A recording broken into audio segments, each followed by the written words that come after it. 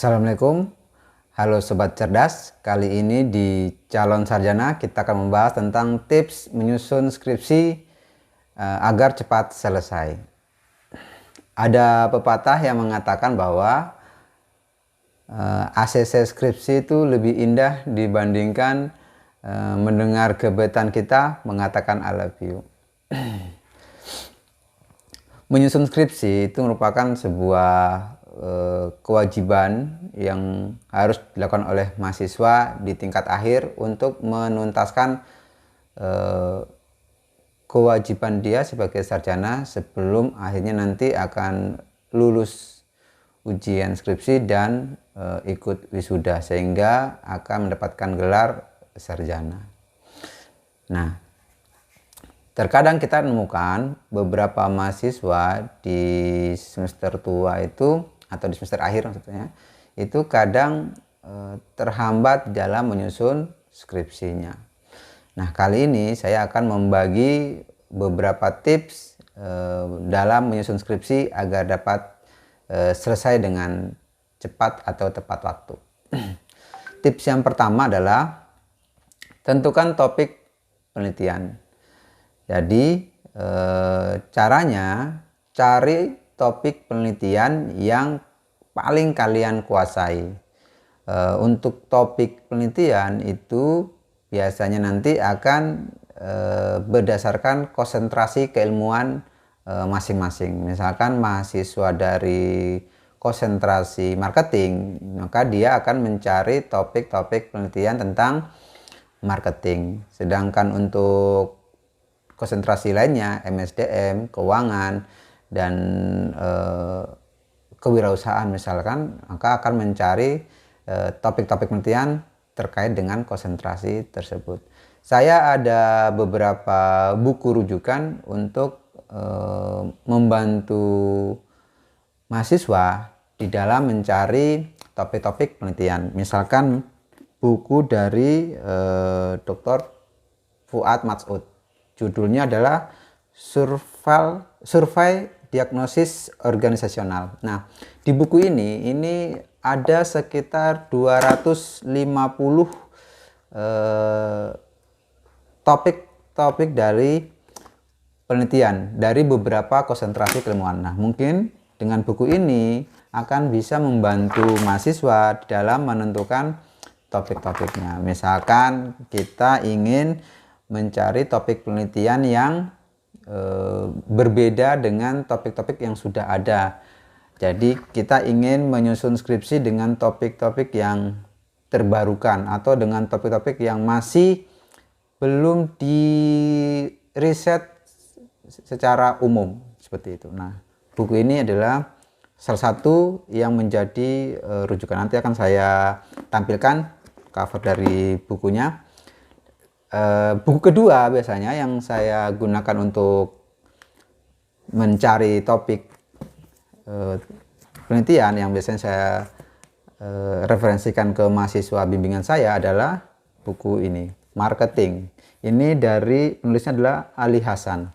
Nah, di sini ya bukunya agak tebal, tapi di sini banyak menjabarkan tentang topik-topik penelitian. Nah, ini juga bisa menjadi buku rujukan di dalam menentukan topik penelitian seperti itu. Nah, tapi tetap dengan dasar bahwa topik tersebut harus kita kuasain. Kenapa? Karena nanti ini akan menjadi dasar dari penyusunan skripsi kita seperti itu. Oke, jadi carilah topik yang kita kuasai. Untuk rujukannya bisa dari buku seperti tadi yang saya sudah sampaikan, ada 2 buku.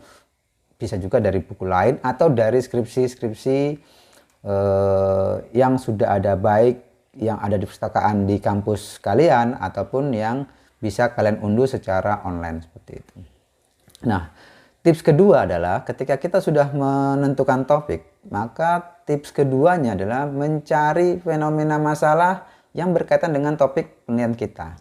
Kenapa fenomena masalah ini penting? Biasanya nanti ketika kita akan bimbingan judul atau pengajuan judul, maka dosen pembimbing akan menanyakan apa yang menjadi alasan kita mengambil topik tersebut. Nah, salah satu tips untuk menjawab pertanyaan itu, baik ketika bimbingan maupun nanti ketika sidang skripsi, adalah dengan dasar penyampaian fenomena masalah yang kita temukan. Misalkan kita mau meneliti tentang permasalahan yang terkait dengan kinerja SDM, misalkan kinerja SDM. Nah, ternyata kita menemukan sebuah perusahaan di mana misalkan menurut teorinya itu data kinerjanya itu menurun misalkan. Dan akhirnya kita melakukan observasi dan menemukan bahwa penyebab dari penurunan kinerja karyawan itu salah satunya misalkan adalah tidak adanya dukungan dari rekan kerja atau tidak adanya support teamwork seperti itu. Nah, kenapa hal ini bisa berkaitan dengan kinerja karyawan misalkan? Nah, ternyata karyawan yang tidak mendapatkan dukungan dari sesama rekan kerjanya itu akan mengalami kesulitan di dalam menyelesaikan pekerjaan. Karena sehebat apapun seorang individu dalam bekerja itu tetap tidak bisa optimal tanpa adanya bantuan atau dukungan dari rekan kerja yang lainnya seperti itu. Sehingga maka fenomena tersebutlah yang akan kita jadikan dasar kenapa kita meneliti tentang misalkan topiknya adalah kinerja karyawan seperti itu. Jadi nanti setelah menemukan topik, maka tips kedua adalah menemukan fenomena masalah. Dan fenomena masalah ini nanti akan menjadi dasar juga untuk ketika ada pertanyaan kenapa objeknya adalah perusahaan A, perusahaan B, ya karena permasalahannya ditemukan pada objek tersebut, sehingga itulah yang menjadi alasan kenapa kita menjadikan perusahaan A misalnya sebagai objek dari penelitian skripsi kita seperti itu. Nah, tips yang ketiga adalah ketika kita sudah menemukan fenomena masalah dan kita sudah punya topik penelitian, maka kita mencari rujukan artikel-artikel yang berkaitan dengan topik dan variabel-variabel yang ada kaitannya dengan topik penelitian kita. Misalkan kayak tadi, kita menemukan topik kinerja SDM dengan fenomena masalah. Salah satu yang menyebabkan kinerja karyawan menurun adalah tidak adanya dukungan rekan kerja. Maka kita mencari rujukan misalkan pengaruh dukungan rekan kerja terhadap kinerja karyawan. Untuk rujukan artikel itu ada beberapa database yang bisa kita akses, misalkan di Google Scholar atau di Garuda Ristek Brin, atau yang ketiga untuk rujukan internasional kita bisa mengakses di ScienceDirect. Cuman untuk ScienceDirect ini itu membutuhkan user login-nya.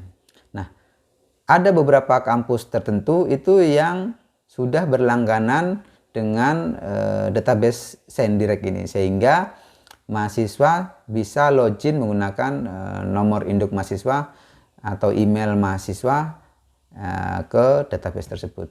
Tapi bagi artinya dengan login itu, maka dia bisa mengakses artikel-artikel yang ada di database itu tanpa terbatas, atau yang memang disepakati untuk dapat diakses oleh kampus tersebut.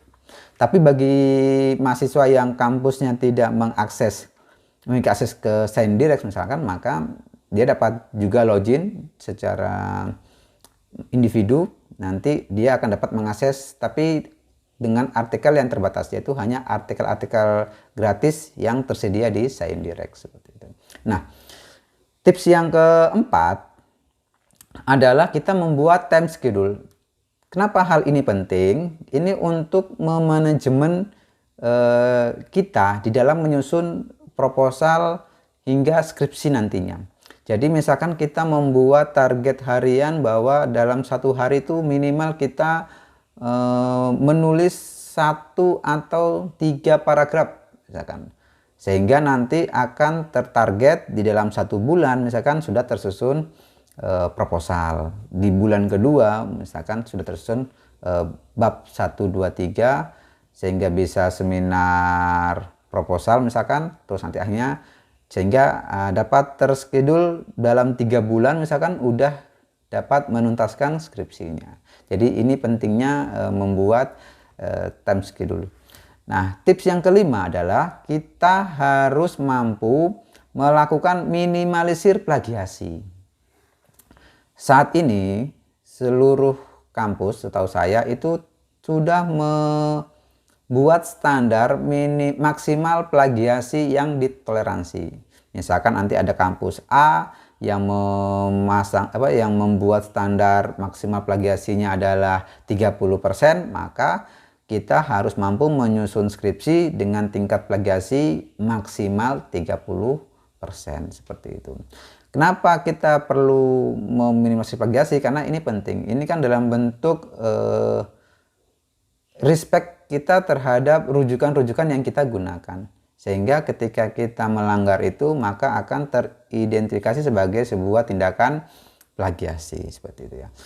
Nah, ada banyak cara untuk meminimalisir plagiasi, misalkan dengan mengubah kalimat positif yang kita kutip menjadi kalimat negatif ataupun sebaliknya di tulisan skripsi kita, atau dengan melakukan perubahan kalimat tanpa merubah makna misalkan seperti itu, dan banyak cara seperti itu. Nah, yang keenam adalah ini yang paling penting, yaitu melakukan bimbingan secara intens. Dosen pembimbing itu jangan dihindari, ya, jangan dihindari. Tapi kita harus intens komunikasi. Seberat apapun dengan beragam karakteristik dosen pembimbing, kita sebagai mahasiswa itu harus pantang menyerah untuk menemui dosen pembimbing. Misalkan nanti ada kasus, oh dosen pembimbing saya itu susah ditemuin. Ya, pokoknya walaupun susah, komunikasi terus setiap hari. Untuk menanyakan waktu luang dari dosen pembimbing untuk bisa bimbingan, sehingga kita bisa menuntaskan skripsi sesuai dengan time schedule yang kita susun tadi. Jadi seperti itu, sehingga skripsi kita itu tidak mengendap mengendap atau tidak terbimbingkan dengan waktu yang lama seperti itu. Dengan bimbingan yang intens ini kita bisa mengkomunikasikan hambatan atau permasalahan-permasalahan yang kita temukan ketika kita menyusun skripsi. Dan selain bimbingan ke dosen pembimbing, kita juga bisa atau boleh berkonsultasi dengan dosen lain atau dengan rekan teman yang lain untuk membantu kita. Misalkan ada koreksi atau saran atau kritik dari dosen pembimbing yang kita tidak terlalu paham, itu bisa kita diskusikan dengan teman-teman yang lain seperti itu. Ya, saya kira seperti itu untuk bisa menyusun skripsi dengan cepat. Jika ada yang mau ditanyakan dan belum dipahami, bisa komen di bawah. Dan terus dukung channel ini untuk nge-share konten-konten edukasi. Jangan lupa subscribe, like, dan share. Sampai jumpa di video berikutnya. Wassalamualaikum warahmatullahi wabarakatuh.